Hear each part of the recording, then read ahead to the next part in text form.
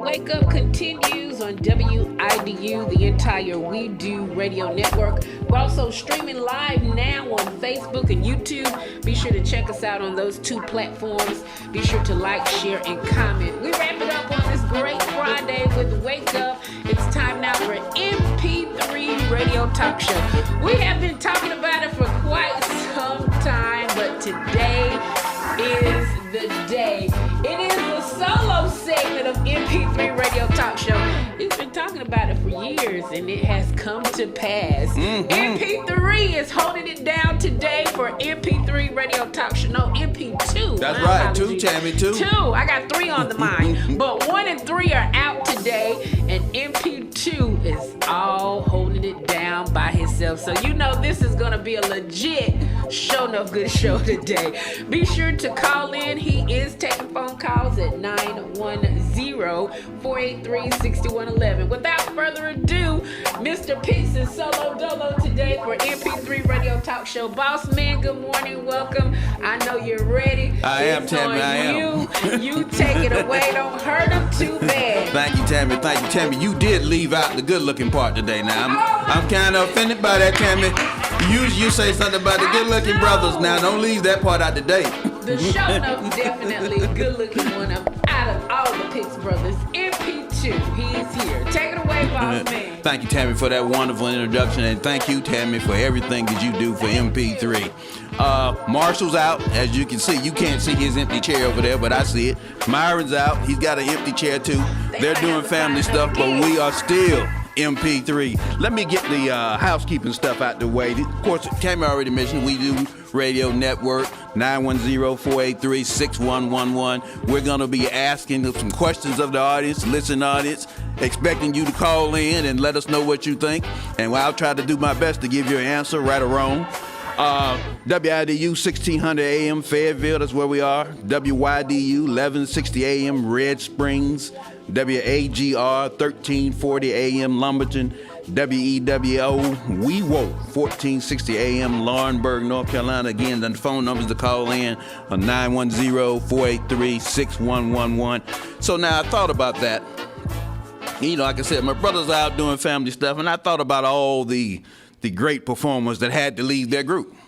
You know, I've talked about this often on this show, how, you know, sometimes the main person, the one that drives the force, has sometimes got to step away from the group. I don't know if that's happening now. I just do know that I'm here solo and enjoying. Lionel Richie left the Commodores, as you know. Sting, when I was looking into it, Sting left the Police. Dr. Dre left NWA, forgot about him. Darius Rucker left Hootie and the Blowfish.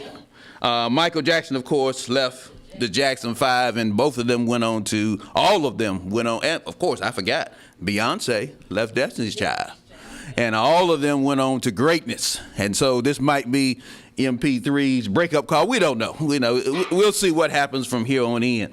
I got a couple of things I want to talk about. Myron sent us a list of topics, and we're going to go off topic a little bit today.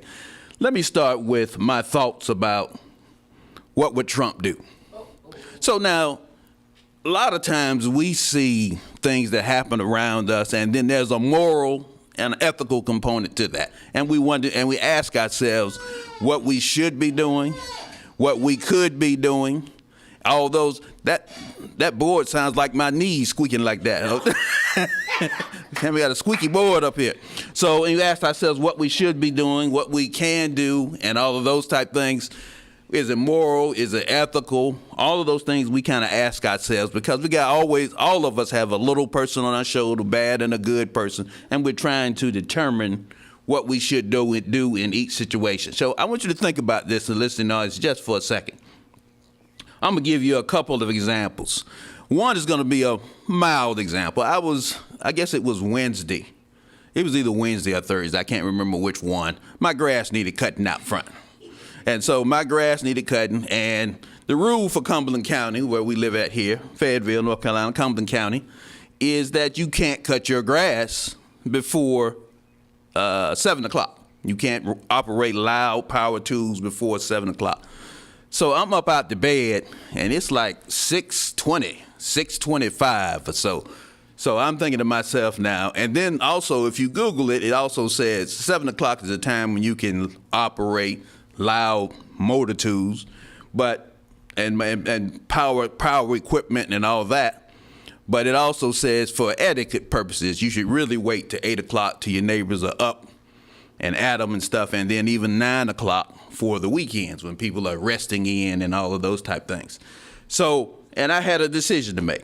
I could either go outside and start cutting and wake my neighbors up, which they frequently do to me, or I could say to myself, you know what, I'm going to wait, sit right here in this chair and wait until time comes, wait till 7 at least, because at this time, it's about, by the time I'm doing all this contemplating, talking with my mom and all that about it, at this time, it's still only about 6:35. I'll leave it up to the audience's imagination to tell you what I did. Me being MP2 and those type things. When I look at that, do I want to be inconvenienced? And then I said to myself, if Trump had to cut his own grass, what would he do? There's no doubt in our mind he would be out there cutting his grass or having someone cut his grass and those. So another thing happened to me recently was an accident. So didn't happen to me, it happened to someone. I observed it. Someone was behind me on a motorcycle as I was going to my church that I attend. And I was going there to see my nephew get baptized. And congratulations to him, Miles, on his baptism. But I was going there to see him get baptized. And so I wanted to, be there on time, of course, but right behind me, there was a motorcycle. And I saw him do what I consider to be the motorcycle wobble. I think he hit some gravel, some sand in the road or whatever, and then he went down. And so no one else, there wasn't anyone behind him, and then there was traffic going the other way. So I had a decision to make. I can go and see, and the motorcycle threw him off into the grass. Come to find out he was okay. But at that period of time, the decision I had to make was, one, I might be late to see my nephew's baptism, or two, check on this guy and make sure he's okay. Someone's called 911, if not myself, someone else, and those things. Or third, is this someone else's problem? And so I thought about all that when I'm looking in the mirror. By this time, I had pulled to the side, to the right, and I was trying to see if someone else was going to come and attend to this young man. So I went back and got out of my car, and I did what I considered to be the right thing, and I still happened to make it on time. The actual baptism for that day actually ended up being canceled. So that was probably the good Lord looking out and saying, you know what, we're going to do something else to make sure that everyone is in attendance at this baptism. That's the second thing. The third thing that happened, I asked myself in this incident, any type of accident, Trump doesn't drive himself. President Trump doesn't drive himself anywhere. So that might not what happened to him. His Secret Service or whoever else might get out and help or not. But I asked myself, what would President Trump do or any other president do in a situation like that? So my last thing was I'm at the post office, the local post office. I've got a P.O. box. So I'm at the post office that I go to. I drive up. And I see two women that looked like they were probably in their 70s. It looked like they might have been in their 60s or 70s. And they were wrestling with some charging cables, jumper cables, and all that. And they were kind of looking around. So I went inside the post office, picked up my little mail that I had, put it back in my car, and I got my hand on my doorknob.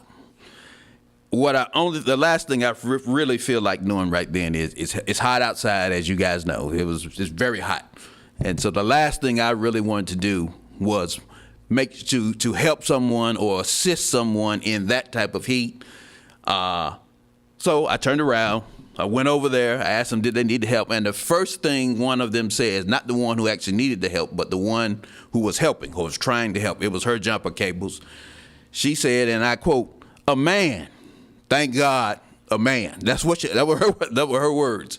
Little did she know, I don't really know anything a lot about cars, but I'm going to do the best that I can.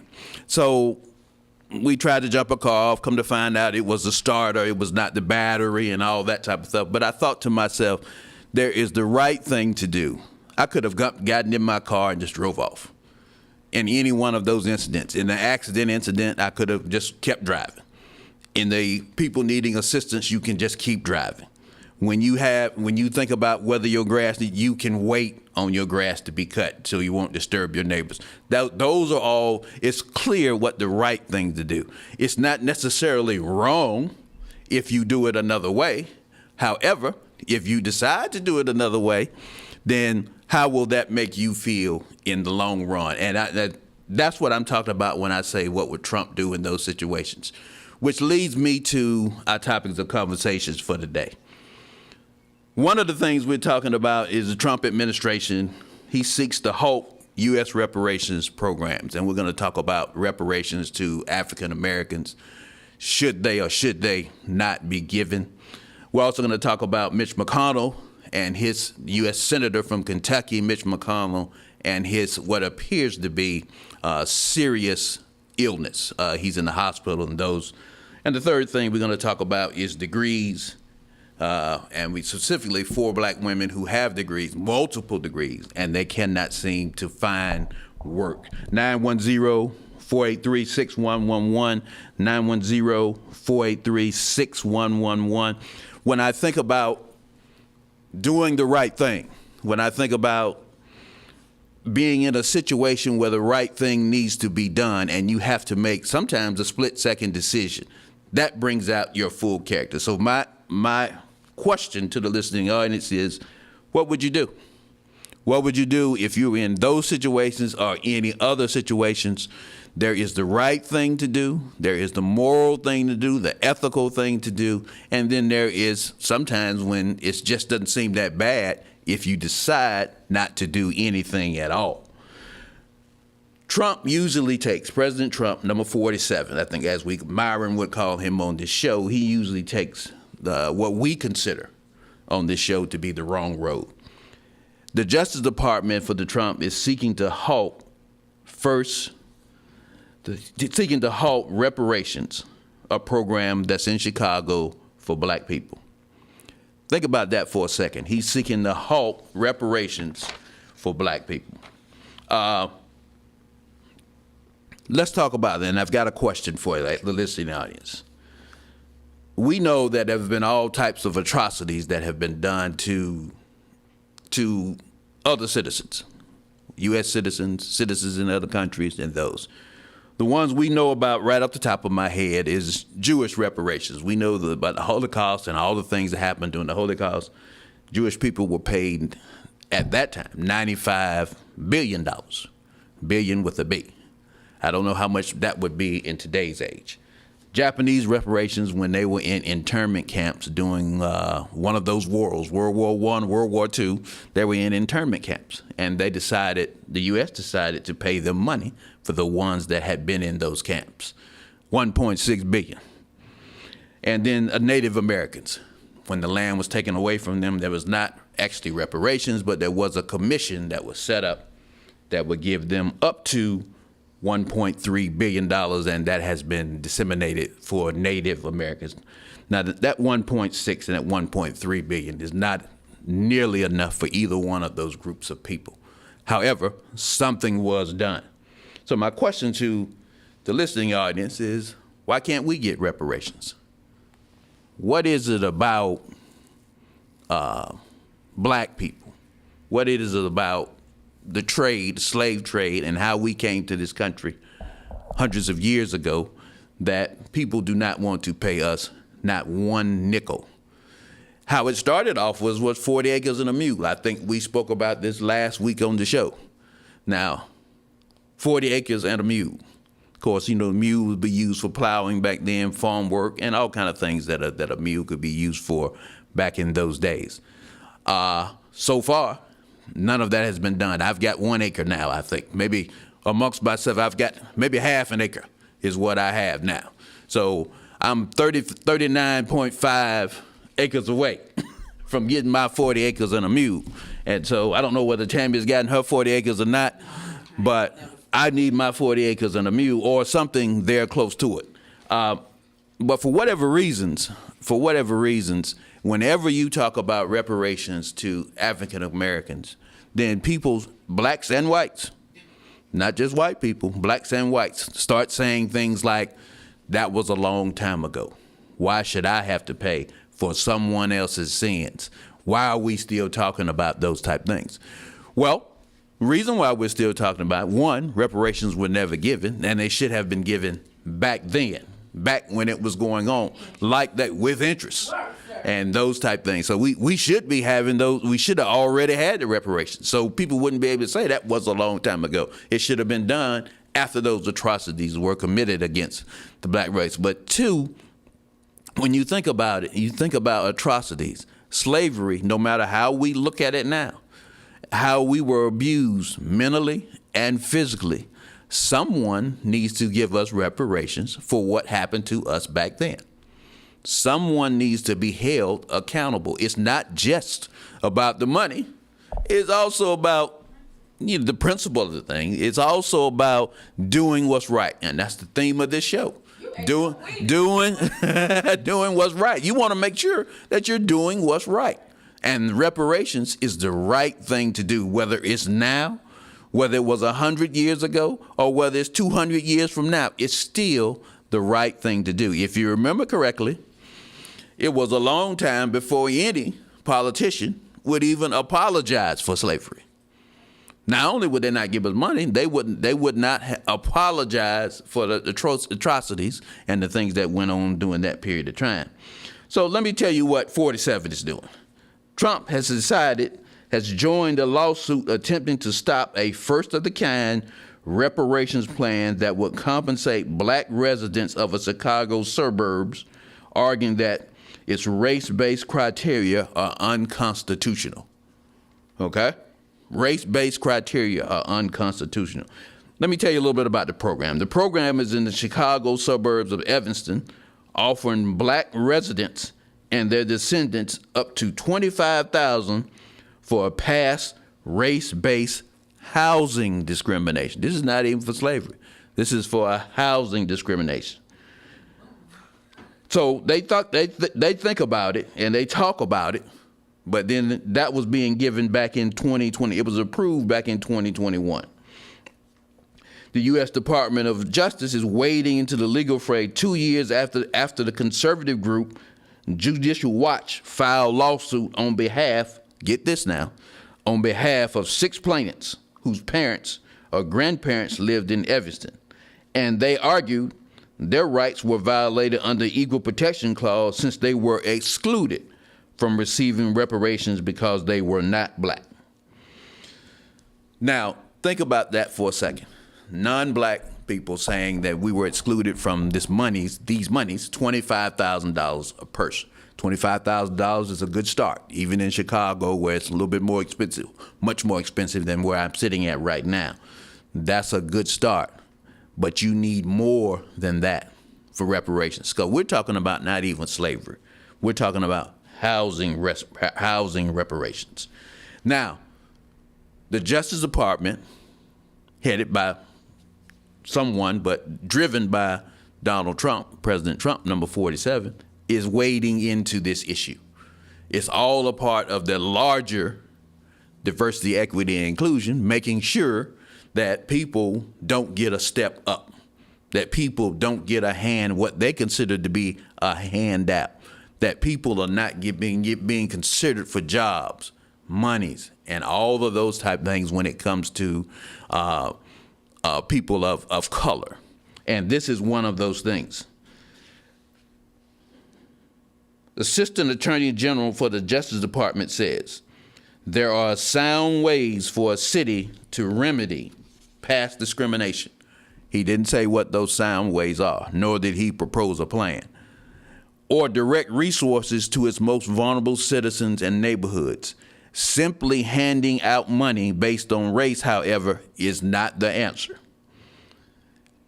He said that in the statement. This is Assistant Attorney General Dillon. Daniel Bliss, who is Evanston's Democratic mayor, said the city was reviewing the Justice Department filing and that the city stood behind its reparations program. We are confident in the constitutionality and look forward to defending it in court. There was a time, and I'm sure that in certain parts and certain pockets of the United States, it still goes on right now, where people were denied housing because of the color of their skin. They used to have a thing called redlining long time ago, and some people say that those things still exist. Certain neighborhoods that black people could not live in, didn't matter what their credit was like, it didn't matter how much money they had to put down, didn't matter about their VA loans, it didn't matter about any of that. Credit worthiness, none of that mattered. The only thing that took into account was the color of their skin. This has been proven. It's not something someone is just saying, it has been proven. And so my question to the listening audience again, why can't we get reparations? Why can't we be made whole when it comes to monies?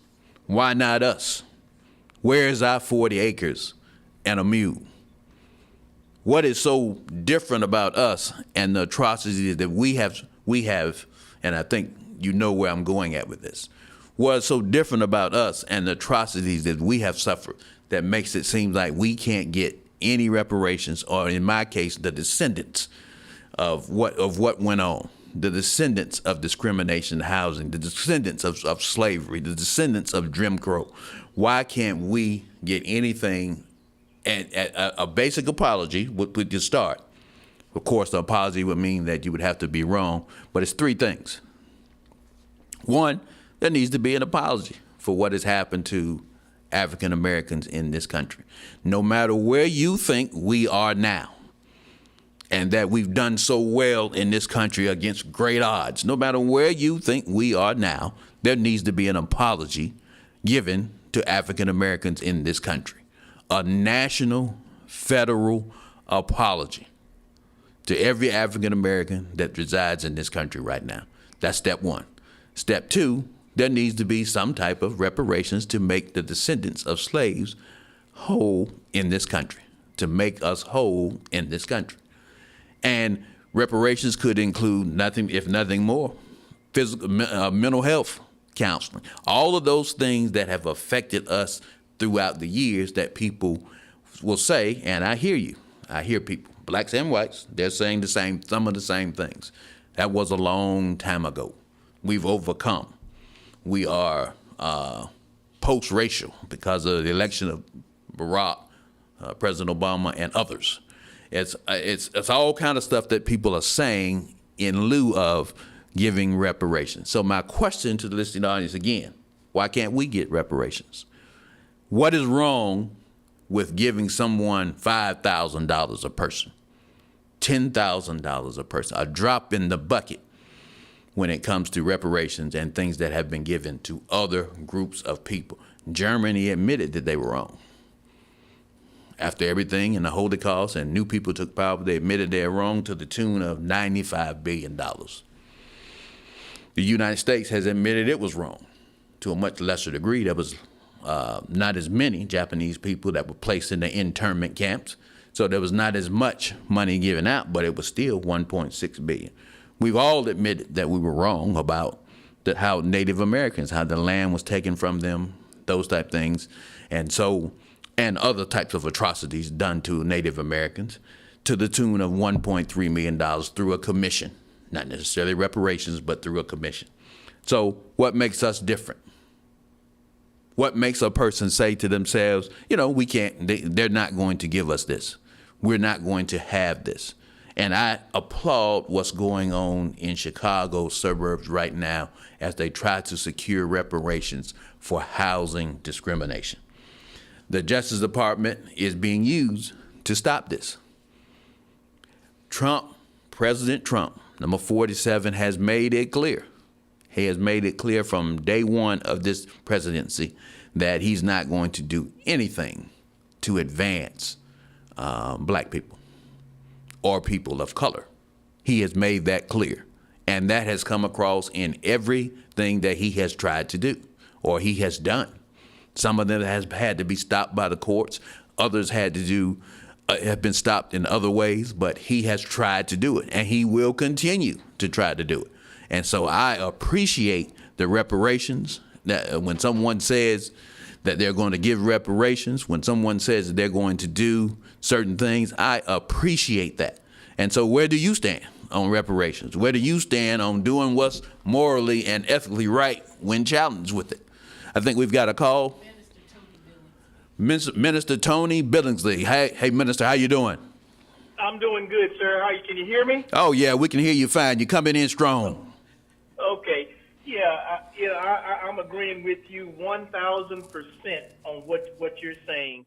One of the things America has failed to do is repent for the wrongdoings that they have done citizens of color, particularly African Americans.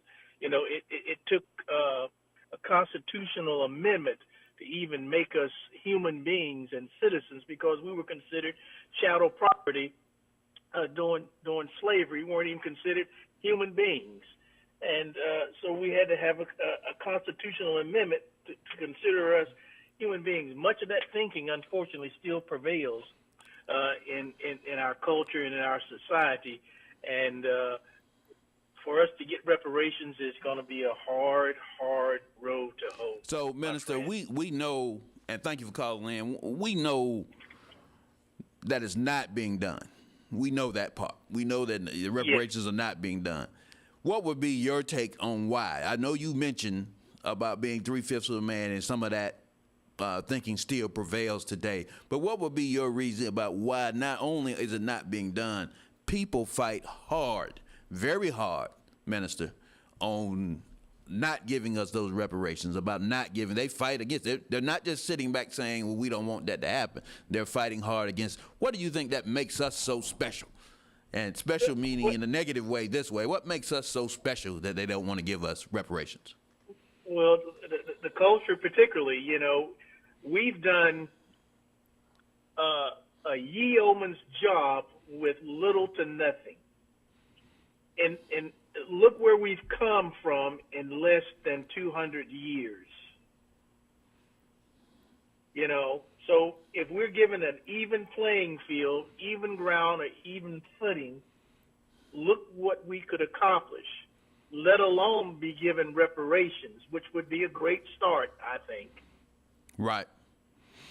Thank you, Minister. Appreciate you calling in.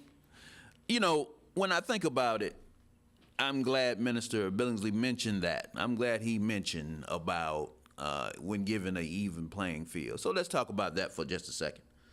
There is a group of folks out here who think, let's take basketball for instance. That's the one I always like to use. Football too, but basketball. That it's natural that black men and women are just better at basketball because they have that natural ability. There's a group of people who really do believe that. They really do believe that because we can jump higher, run faster, and all of those things. I'm not in that camp. I'm in the camp that says when the rules are clearly defined, black people do pretty good. And people of color do when they are clearly defined. You know where the rules are clearly defined?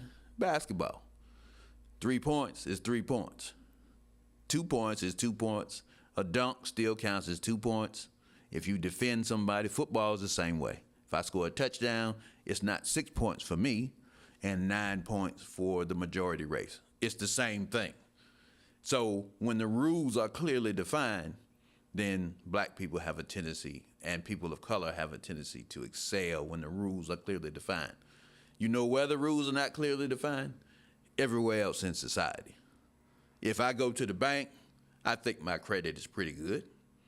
But if I go to the bank and ask to borrow some money, and then someone else of the majority race goes to the bank, borrow some money, they might both say yes, we don't know. But if they turn me down, I won't know that they turned someone else down or they approved someone else. That was fine. We talked about that right here on MP3. Rules are not clearly defined. People can get a loan when they want to. Sometimes they can go bankrupt and come back and get some more money.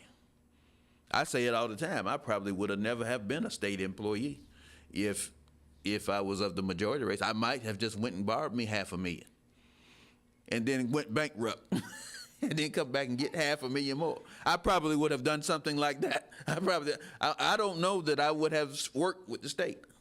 I would have, I've got all kind of thinking to myself that I would have created this or created that. I would have done differently. Where the state provided me was a safety net, a security net when it comes to finances and those type of things.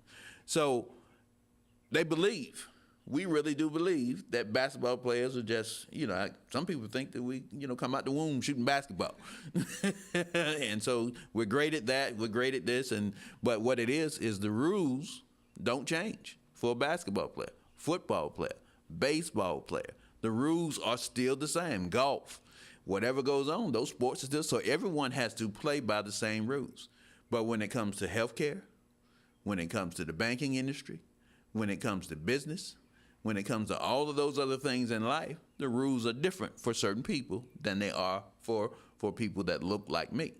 And so my question, Minister Billingsley said it best, is that, they worry, and I agree with him wholeheartedly, they're worried about us getting a leg up when it comes to different things like that. They're worried about not just a leg up, surpassing people, having more than, being considered better than. And there are certain people that really believe that because you have a lot of money, that makes you better than someone else. And I'm here to tell you on MP3, it does not. And we and Myron and Marshall don't agree on a lot, but I think we would agree on that. It does not make us better because you have more money than the next person. So Trump has decided he's going to block this. He's going to do his best to block it. It's going to court. He's making accusations. And a lot of people out of New York are saying this lawsuit is designed, the lawsuit that the Justice Department has filed, is designed to intimidate and discourage other communities that are beginning their process of reparations. When it goes on, they are attacking people who are even trying to do it, verbally attacking people that are even trying to do it. If you think about it, Evanston became the first city, this is Chicago, to launch a reparations program of any kind by which black residents and their direct descendants who lived in the city who experienced housing discrimination between 1919 and 1969. That's what they were trying to do. And they're giving 25, if they can prove that they experienced racism, and I'm sure there's quite a few of them that did, just like it did right here in the South. If they can prove that, they can get $25,000 per descendant. And so what is wrong with something like that for descendants of slaves? What is wrong with something like that when it comes to why not us? And I continue to say that, and Minister Billingsley gave us some great answers when it comes to that, but why not us? A lot of people have decided that they did not want to leave race as the only criteria. They wanted some other things to be included in that. That's what the basis of the lawsuit is. We want to make sure that other things are included in that other than just race. I don't know what else they want to include in that other than race. If you think about it, when it comes to other reparations that have been good, it's been either ethnicity or it's been race or it's been something that has been included in that to make that a reality. Reparations programs, they are not new, but they have always been lawful. They've always been connected to specific harms, specific injuries suffered by specific individuals. This is what Evanston is saying. And here in Evanston, there's no connection between the individuals receiving the money and any taken by the city of Evanston at any point.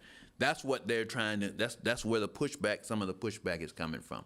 So I challenge you, when you think about reparations, remember how we started this segment. Why not us? Why can't we get reparations? What about the 40 acres and a mule that we were supposed to have been given after slavery? Jewish reparations, again, $95 billion. Japanese reparations, 1.6 billion. Native Americans, the Commission Fund, 1.3 billion. Those second two numbers might not seem like a lot, but again, it was an acknowledgement. It's not just the money. It's an acknowledgement that something was done wrong to a specific group of people, and that specific group of people have been given an apology and reparations. I think we got a call. Who we got? Miss King, how you doing? I'm fine. How are you doing this morning? I'm enjoying your commentary there. Thank you. I have a question. What is it meant by during slavery that black men and women were just 3/5 of a person? What happened to the other 2/5? I mean, what did they do as whatever? Yes, that's a very good question. It meant that 3/5 meant, of course, as you know, and I think that's what you're asking, that 3/5 meant we were less than, that we were not fully a human being. 3/5 of a man, 3/5 of a woman. We are not fully a human being. I don't know where the other 2/5 went. I'm not sure. I'm not sure whether. I guess the other 2/5 just disappeared. Okay. All right. I just wanted to hear a comment on it. Thank you very much. Thank you, Miss King. That's a very good question. Where did the other 2/5 go? If we're only 3/5 of a man, less than others, and that's another reason that was given back in those days for why we were not successfully included into the American experience right from the beginning. One, because of how we came here, and two, after slavery, we were considered less than a man, 3/5 of a man. So I'm not sure whether the other 2/5, 3/5 of a man or 3/5 of a woman, the other 2/5 went somewhere. But as far as I know, I feel like I'm whole. I don't know, Tam, I don't know about you, but I feel like I'm a whole person. I don't feel like I'm 3/5 then. And so that whole thinking permeates down through the years, and that's the reason, one of the reasons why, including with what Minister Billingsley said, that's one of the reasons why people are still against reparations. So think about that for a second. Why can't we get reparations? Why not us? 40 acres and a mule. Why not something? I've got an acre, about I think I got 3/4 of an acre. So I'm still owed 39.25. My East Carolina math would say I'm still owed 39.25 acres of land. So we got to move on just a little bit. We're going to talk about Senator Mitch McConnell, what I consider to be a very sad story. One thing about being famous is you cannot get sick or you cannot be injured in private.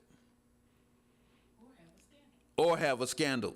You can't have or you definitely can't have any type of scandal, as Tammy, the producer, says. But you have to, when you get sick or you're in the hospital, everyone knows it. Right down to what's supposed to be wrong with you, what might be wrong with you. Everyone's speculating what might be wrong with you. Everyone says all kind of things. I remember when, just a side note, I remember when Jamie Foxx got sick, the actor, singer, multi-talented Jamie Foxx got sick. He was in the hospital, and then all of a sudden he recovered. And then what was the rumor? He was a clone. People start saying he was different. He wasn't the same guy that went into the hospital. People start coming up with all types of things to fill in the blank, especially when people and from your camp are not saying anything. So Senator Mitch McConnell has been in the hospital, and his medical condition remains unknown. And see, that's the thing. And his office won't address questions about the former senator, majority leader, being brain dead. That's what they're saying. That's what the rumor is about him, is that he is brain dead. Right. I think he's been in the hospital he's been missing from the Senate for several weeks. Wow. And then you got people on the far right who are saying things like, is officially brain dead. They said the EMS had to be called to McConnell's house, and they revealed at that time that he was unconscious, and he's been in the hospital since then. And so the rumors start to go on, and his office is only saying that Senator McConnell appreciates the outpouring of support he receiving while he's continuing his recovery in the hospital. The senator continues to improve and is working closely with his staff on the Kentucky and Senate matters while the Senate is out of session. So they're not addressing his health at all. So, right, and when you do not address it, when you do not say anything, and again, that's their right if he wants to have privacy, but then people start filling in the blanks. You got other senators that are saying that they talk with him. They discuss Iran. They discuss Ukraine, the unfolding situation in different states. And then other people are saying, well, they hadn't heard anything from him. They hadn't seen him. They hadn't heard him. Many of us are, and one senator says, many of us are speaking about Mitch McConnell's condition because we know nothing about his condition. So as you get older and as you get age, and my question for the audience, sometimes you're going to lose your physical, and then sometimes you're going to lose your mental health. And then sometimes it's both, because sometimes your brain is attached and you might lose physical and mental. And as I begin to age, I'm coming up on 59. I'm still feeling okay, but there's so many things. That's what I say. Tell people about the getting older. The list of things. It's not that I mind not being able to do things, but the list of things that I can't do get longer and longer when you start getting older. Start getting older. You know, the things that you can lift, bend, push. You know, those type things. They start getting longer and longer. Flight of steps you used to run up. Now you're walking up them. Now you walk them up, and you hate to see them. And then the flight steps you might used to walk up, now you're on the elevator. So it just depends, you know. But I always wondered to myself, if given the choice, if the Lord came to me and said, you know, you've got a choice. And your choice is you can lose your physical health or your mental health. If you lose your physical, your brain's still going to be sharp. You can see what's going on around you. You know what's going on around you, those type things. Or you can lose your mental health, where your body's still strong. Your body's still strong, walking, you're doing all those things, but you don't know where you are. So which one would I don't have any idea, Tammy, which one I would take. I want to hold on to both of them right now. But that's a tough decision. And so when you look at Mitch McConnell and what's going on with him, people are saying things like he's brain dead. The reason why I believe something is more than what his people are saying is because I kind of feel that Mitch McConnell would say something if he was not totally out of it. If you remember, we talked about it on the show, Mitch McConnell has passed out before. He's had a situation where he's more than once, or that he has been not present in the moment. People were talking to him and he kind of froze up and those type things. So, and I just wonder, you know, if he was fully healthy, would his team be covering for him? And that's what it looks like, they're covering for him. And my question to the list, you know, getting older as I'm, you know, some people would say, I remember when I used to think that 58 was older. Now that seems pretty young to me. 58 seems pretty young. And so when I look at somebody who's 38, then I think to myself, man, that person's young. 28, they're very young. 18, they've got I don't even want to hear from them. They still 18 years old. They babies as far as that goes. So I'm just wondering to myself, I say, you know, you're not going to be given the choice. And I think about Mitch McConnell, and I can say this with a sense of sadness, is that I'm sorry for him. I feel bad for him that he's having to go through this in a public eye. That's the problem that gets to me. It's not that he's going through it, and that would be bad enough, but he's having to go through it in the public eye. He can't, when you are a public person, like Myron and Marshall are, they are public people. If they get it, if they're not me, I'm gonna go on the ground. I'm gonna drop off the grid. If I get sick, I'm going off the grid. No one's ever going. But Marshall and Myron, they are public personalities, public people. Former mayor, editor paper, those type things. People are going to ask. They're going to be asking people, where is he? I mean, what's going on with them? We hadn't heard. And then if they don't hear anything, they're going to be making stuff. Myron says it all the time that people should say something. There should be something said if they are able to say something, if they are able to respond to the allegations. It's the same thing as when you get in trouble. When there's a scandal, people want to say, well, we don't have no comment. But when you don't have no comment about a scandal, now that's one of the things that, you know, I hope don't happen to me, but it could happen. A nice big old scandal. So if you have a scandal, then I know that I got to come out and say something. I got to step to the microphone and say something. I can't just let it ride because then people start filling in the blanks.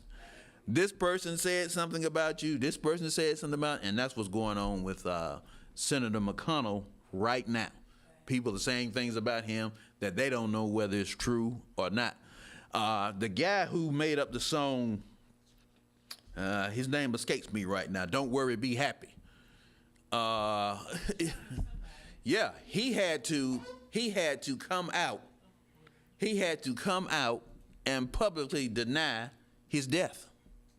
People were saying that that it started on the internet. It was a rumor and those type of things, and it started. And then he had to come out and say, "Look, I'm alive.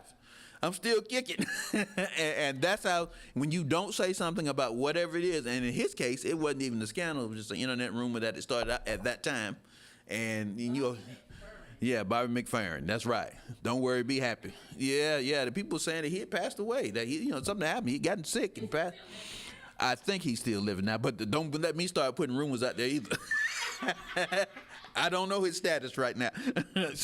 But what normally happens is people will start saying things about it, and they start filling in the space, and then here you go, and then they're off to the races with. And that's what's going on with Mitch McConnell, Senator Mitch McConnell.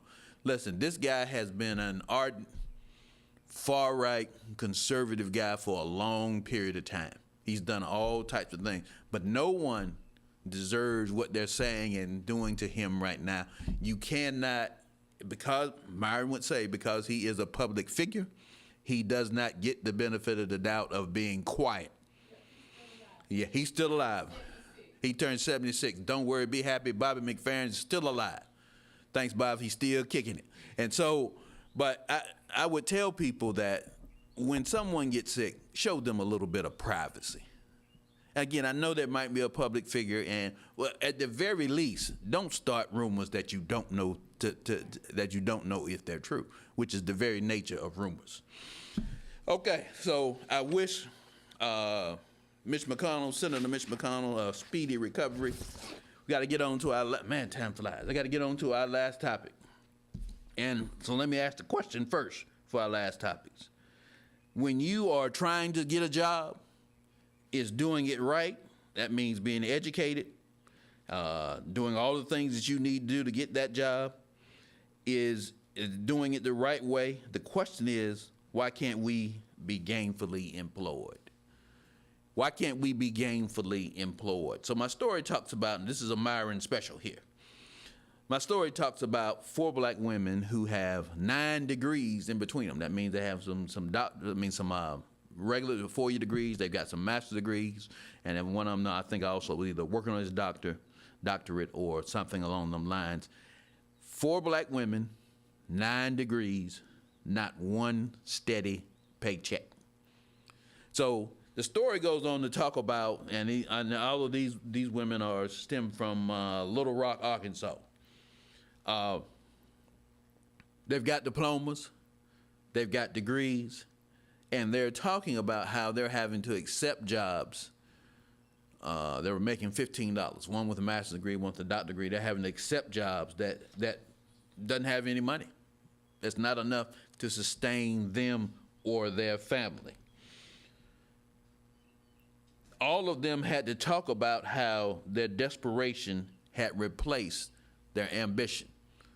In other words, when you get a 4-year degree, you expect to be able to gain gainful employment. If you get a master's, you expect your employment to go up, your salary, your worth, your value. That's how it works here in America. That's what we have been told. You get your doctorate degree, that's separating you even further from others. You've got a doctorate degree, and you expect to be able to work.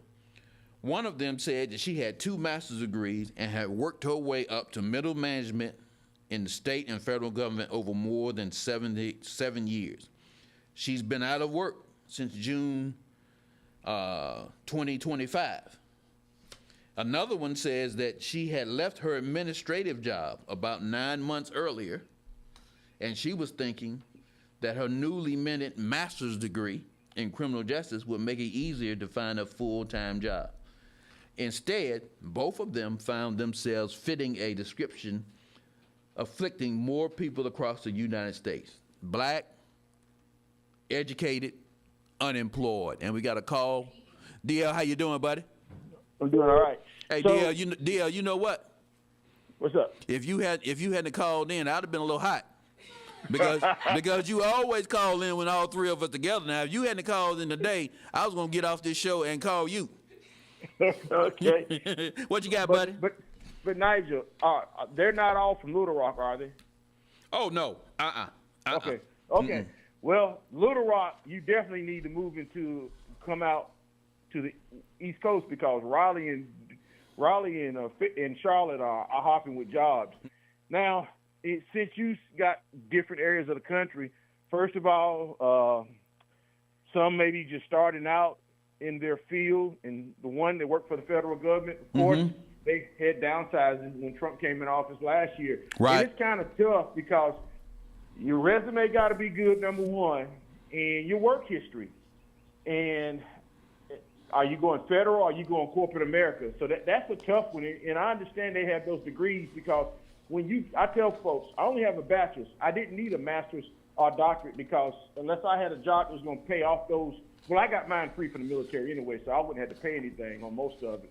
But that's a tough one. I wish Myron was here to go in depth and see what these folks have done to better prepare themselves. But I'll tell you this. Make sure your LinkedIn profile is good. Make sure you have somebody overlooking your resume. But the one that intrigues me the most is the one that worked for the federal government because that was no fault of our own because they got laid off last year. Right. Thanks, DL. Appreciate you calling in. You talked about Arkansas's black employment rate, and yes, the Arkansas's black unemployment rate in 2025 exceeded the national average, while the unemployment among white people was lower than the national average. So yes, it exceeded the national. And I think we've got another call. We got Carolyn on the phone. Carolyn, how are you? Hey, Michael, I'm doing very well. Don't tell the other two brothers, yes, you're my favorite. Thank you. I appreciate that. What you got for us? I like your color commentary. You said a whole lot today, and I know it's about to end. So just want to say a couple of things. When people show us who they are, we have to believe them. Indeed. And we should not expect them to change. So we have to change to do what it is that we need to do to achieve the things that we need to achieve. As it relates to those women, being a black woman, I know what it's like when you lose a good paying job and you have to go backwards, what we think you have to go backwards.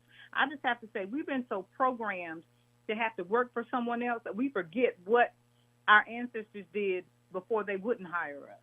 Right. So we've got to get back to taking the skills that we have in our hands and remolding them, pivoting, as the podcast says, making a pivot where we can take all those skills, those gifts, those abilities, and those talents and put them together ourselves and create something entrepreneurial that can generate the same, if not more, than what was given. What we got before when we were working for somebody. We put a lot of energy. We have to work for somebody to be significant or to make X number of dollars. When there are other opportunities within our own hands, within our community, if we collectively come together, that we can utilize as a, that we can utilize. So I'll just say that much. And so that's just my thoughts All right, on thank something you. that you talked about today. Okay, thanks, and thanks for calling in too. So, Bye-bye. What I would say though is, and in addition to that, both her and DL had valid points. Both Carolyn and DL had valid points, but Trump campaign. One of the things he campaigned, and I know it's time for us to go, so now I can't blame the day on my brothers and them. So Trump campaigned on being able to provide more jobs than anyone else for people.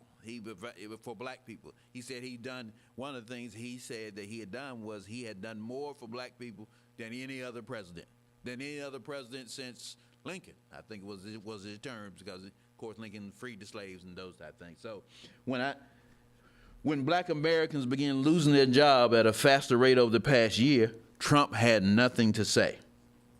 Now, this is what I found incredible, and I know we have to go. In 422 speeches, Trump, he did not mention the black unemployment rate in a single speech.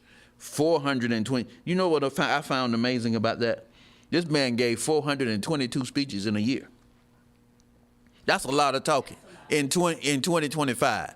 Now, if you take it from a brother who likes to talk, when you start talking about 422 speeches in 1 year, in 2025, he made speeches, and these are not just comments; these are speeches. That means he went somewhere and was supposed to speak in 422 speeches. He delivered in 2025. He did not say one thing about the black unemployment rate. I am resistant to blaming black women for not being able to get a job because I don't know all the ins and outs of how they got those jobs. Yes, there are going to be pockets where the unemployment rate is going to be very hard. But again, as someone who used to be a hiring person, who was a manager and those type things, and hired various people, if someone walks in the door and they've got a master's degree, 2 master's degrees, and then and they interview well, and then I've got someone else in the room who doesn't interview quite as well and doesn't have as much education, then why would I choose the other person over this person who seems to be more qualified? I think that's all that we have for today, and I'm sure we're going to get into that a lot more. Man, I'm going to tell you what. I'm going to tell you what. I'm going to tell you what, I really, really enjoyed being without those two. We're going to welcome them back next week, Tammy, but it really was good to be able to have the whole microphone time to myself. Marshall Pitts is out. Myron Pitts was out today. They'll be back next week, but we are still MP3. Thank you.